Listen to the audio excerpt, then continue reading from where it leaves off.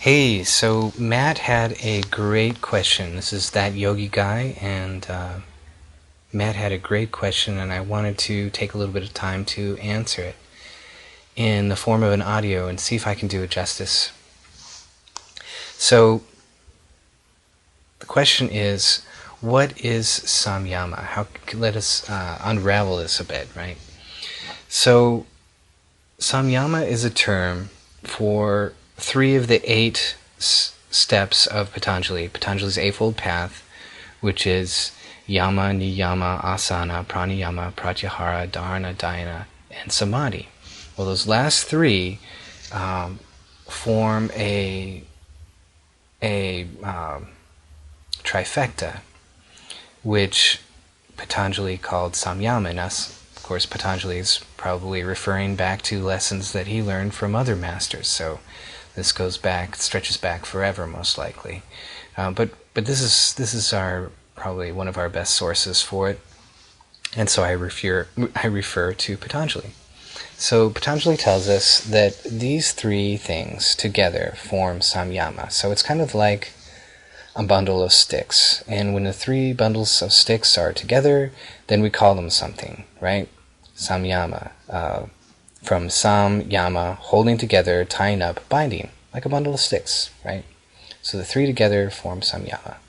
So these are the last three steps of the Eightfold Path. The whole idea was to get into this state of samadhi.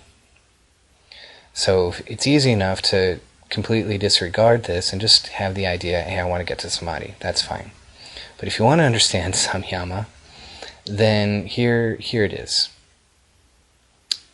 This step of dharana comes after pratyahara. Pratyahara, okay, first of all, pranayama means life force control. That is a technique of meditation which is used to direct your own life force.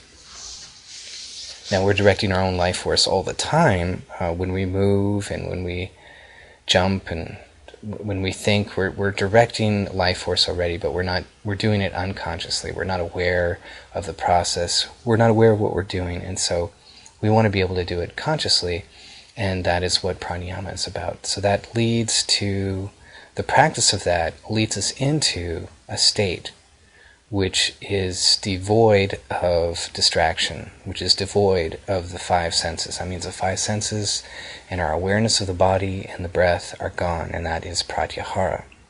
Not something that we can make ourselves do. We have to find it. We have to follow the yellow brick road of pranayama, which will lead us to the emerald palace of pratyahara. So once we're in that place, which is devoid of distraction, then we can truly concentrate.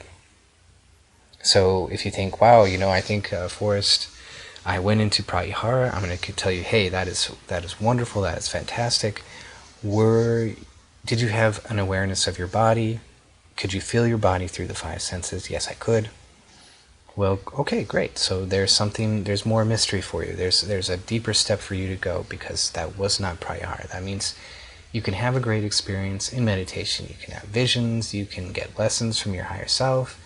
All those things are wonderful and valid. And yet, pratyahara is devoid of all those things. It's devoid of the body. So when that happens, then and only then can we truly and purely concentrate. And this has a special name. It's called dharana. Okay?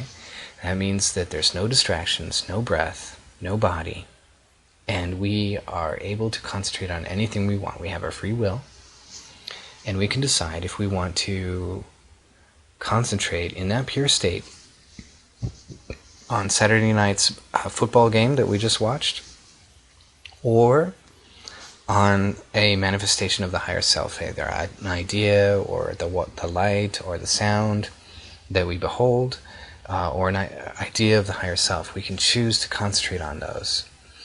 And if we point our concentration in the direction of the higher self, then automatically it changes its name and it's now called dhyana. Right? So that is what true meditation is. Once we're inside the spine, once we're choosing to concentrate in the direction of the higher self, it is automatically called dhyana. We're there. The step is done. We're already doing it.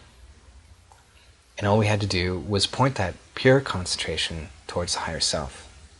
So really,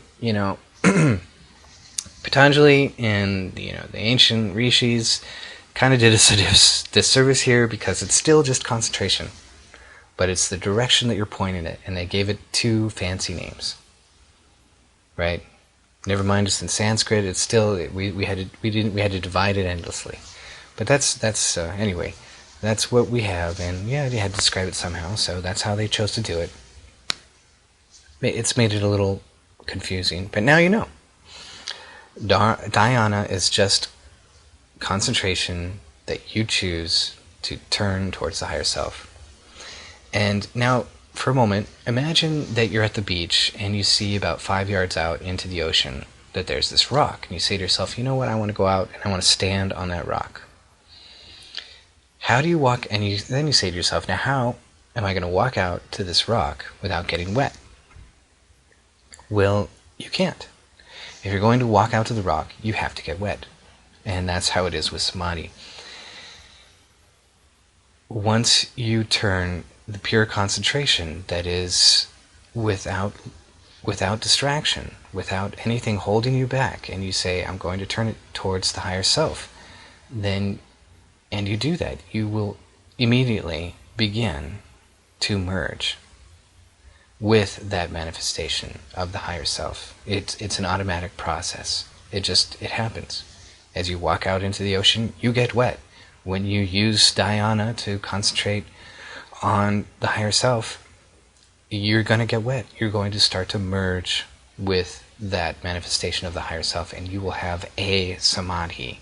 There are lots of different kinds of samadhi. There are deeper and deeper and deeper samadhis, but that is a samadhi, right? That is one samadhi. And the idea is to do this over and over again. So these 3 things together form a concept of samyama, and you see how they just kind of fall one on top of the other. How do you divide those things out? Well, when you're inside your spine, you really can't. It just kind of all comes together. It's a binding, it's a tying up, it's a holding together, just like it says right there at the top. That is samyama. So I hope that clarifies it. It's kind of like a domino effect. When you tip the first and you point yourself towards the higher self, the rest of it automatically follows. And it's a beautiful and wonderful thing. So I hope that explains samyama a little bit better. It's not so mysterious and mystifying, is it? It's quite simple, actually. It's just concentration, pure concentration, and that's the kicker right there. If it's not that pure concentration, then you're not doing it. And that's okay. It's just not there yet. So give yourself time, be patient, practice your meditation technique, practice the breath states, begin to experience the stages of sense reversal, and slip into that state beyond the mind, beyond the body-mind. And there you go, guys. Take care.